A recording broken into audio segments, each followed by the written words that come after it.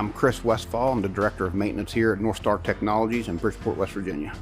We have a few different avenues that we generate income. One is the RTS business, which is reduced to spares, okay, where we bring in a client's engine, we tear it down, we ID it, catalog it, we wrap it up, and send it back to the client. Or we can do the same thing, but we keep the part on site and we sell it on consignment.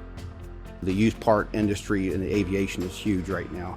We also have what we call the MRT business, which is a mobile repair team, where we send people out to airports to work on clients' aircrafts.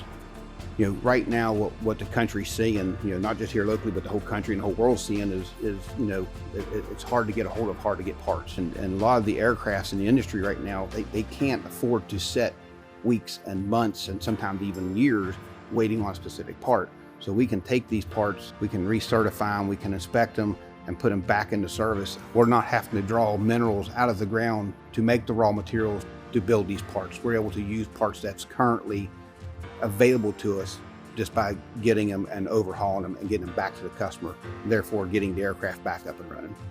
Through the West Virginia EDA, we was able to purchase our clean line. We were able to purchase our FPI line. The clean line helps us clean parts so we can inspect them. The FPI line actually inspects the parts for cracks. They helped us purchase lathes, welders, mills. So as we're working on these parts, we need specialized tooling, and we're able to use these machines to build the specialized tooling. The aviation is just exploding in this area, and people don't really realize it. All of our employees that we've hired within West Virginia, and a lot of them here are local. They have more heart than what you find in a lot of the industries outside of West Virginia. They come to work, they want to produce a good product, and they care about their customer. And you see that in their daily activities and the product they put out.